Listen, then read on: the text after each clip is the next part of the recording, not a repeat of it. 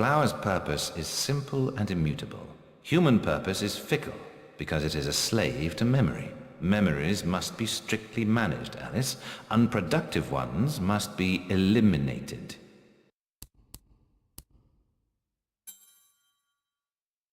The railway running through Wonderland sounds charming, but inefficient.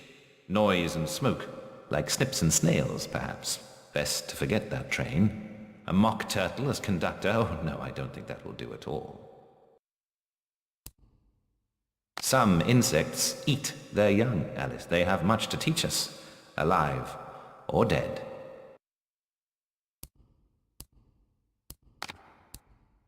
Unpleasantness, remote in time and space, has only as much power as vivid memory offers it. Keep troubles and torments at a distance where they may be easily forgotten.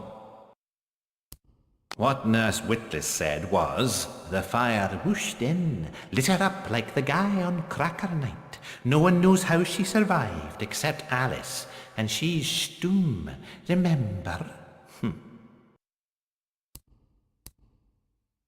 Lovers often exchange a lock of hair to symbolize their vows. The human heart is opened by a vast assortment of keys. Light? Light is useless if what it illuminates causes pain and suffering.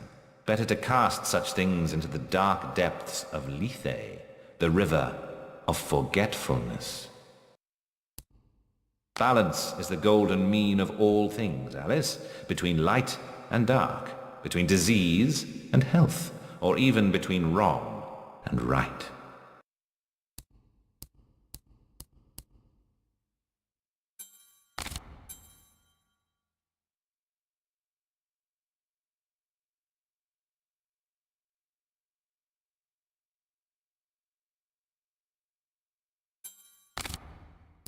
You're part frog, Alice, I swear. You jump so well.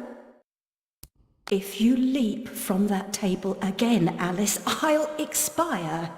You're 2 times too reckless, my girl. Amanita muscaria, Alice, is merely a stinky toadstool. A spongy consistency, but poisonous. I'll never have more fun alone than when I rode the big slide in Hyde Park. Papa will take you soon, Alice. Lizzie, remember when a burst of steam blew your dress up around your neck? Just outside Harrods it was. Fortunate your undergarments had been laundered. My heart is open, Alice. Never closed. Never locked. It needs no key. We'll all roast in our beds, Alice, for the sake of your father's unnatural devotion to printed paper. This hoard of flammables wants only a malignant spark and poof, our flesh and blood is smoke and ash.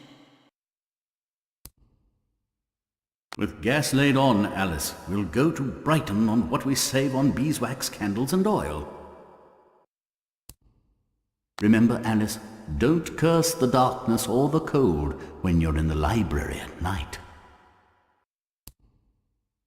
Cover its cage and the canary goes to sleep, Alice.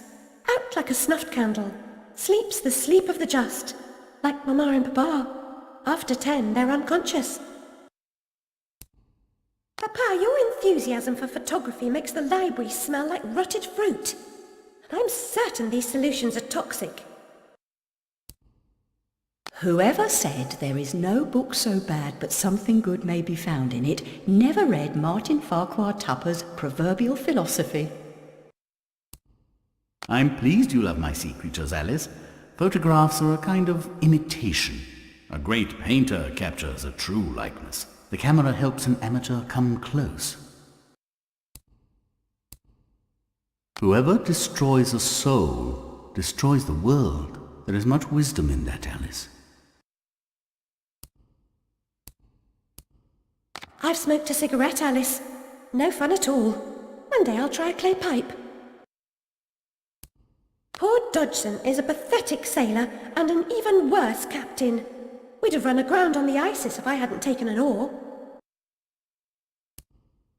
We'll keep just the one lamp, Alice, as a night light, but it stays in the upstairs hall and only till you turn 12.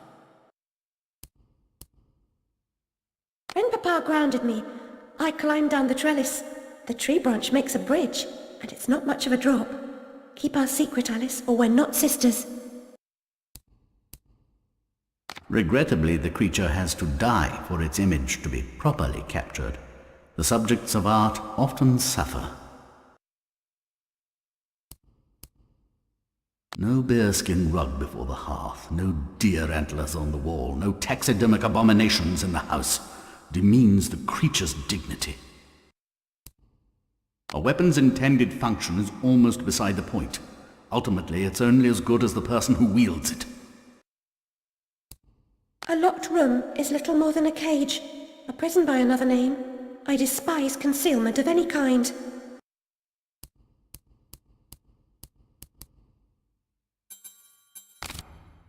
It could have happened that way, Alice. You remember poor Mr. Crook died, didn't he?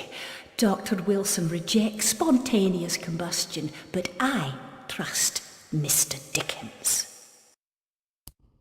I know you hear me, you contrary child. Use the bedpan and let go of that wretched rabbit. So I says to Dr. Bumby, I says, model making's all fine and good, but a waste of a perfectly good bottle. I could fill it with gin for threepence. Certain smells are one-off. You'd never mistake burning human flesh for roasting a lamb chop. Born in the wrong century I was, Alice. Picture me, Madame Duvage, knitting away as deserving heads roll from the guillotine.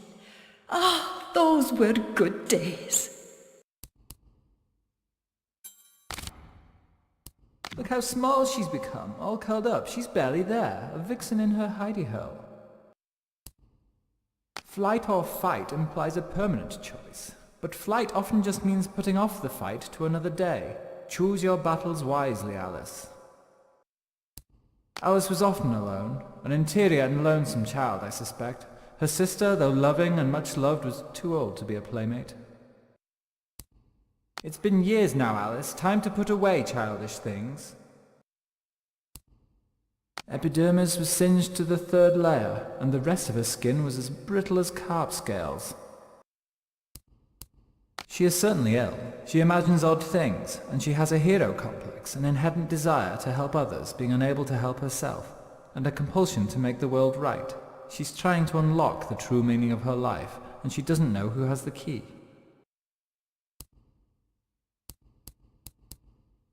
Games, too, require hard choices. Unpleasant sacrifices must often be made to accomplish a desired goal.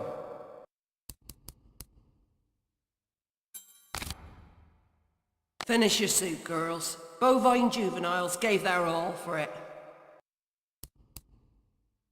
Pris Witless never saw a bottle of gin she couldn't empty in an hour. Do most anything for threepence and a long taste of blue ruin. Every picture tells a story. You wouldn't tolerate a book without pictures when you were a girl.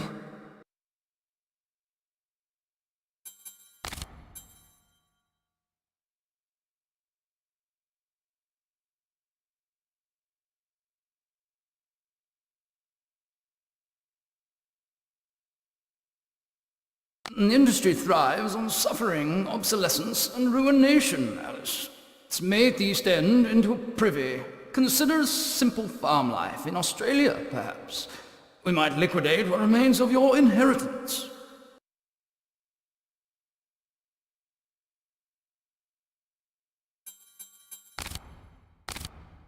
Industry thrives on suffering. Scoundrel was fitted with grotesque headgear. If I have ever owned an accessory that unseemly, I'd burn it. Destroy all evidence of it and deny its existence. I value my reputation. Not burned beyond recognition, as I recall. It was the smoke, you see. One day you'll be joining them in the Oxford family vault, I imagine. Odd indeed. Unusual, perhaps. Even extraordinary. But nearly nothing is unique, Alice. Yours was not the first brick home to be destroyed by fire. Catastrophe may strike even the best regulated families, Miss Little. Of course, one family's disaster may be another family's opportunity. And the same goes for a surviving family member, if you know what I mean. Whoever said true art serves neither ornament nor use is ignorant of the aesthetic of the East. A dutiful, honorable daughter would commemorate her deceased family in marble. I know a gifted sculptor with whom I might negotiate a commission. The conflagration's point of origin was obvious. First, the library caught fire, and it spread disastrously when the gas line exploded.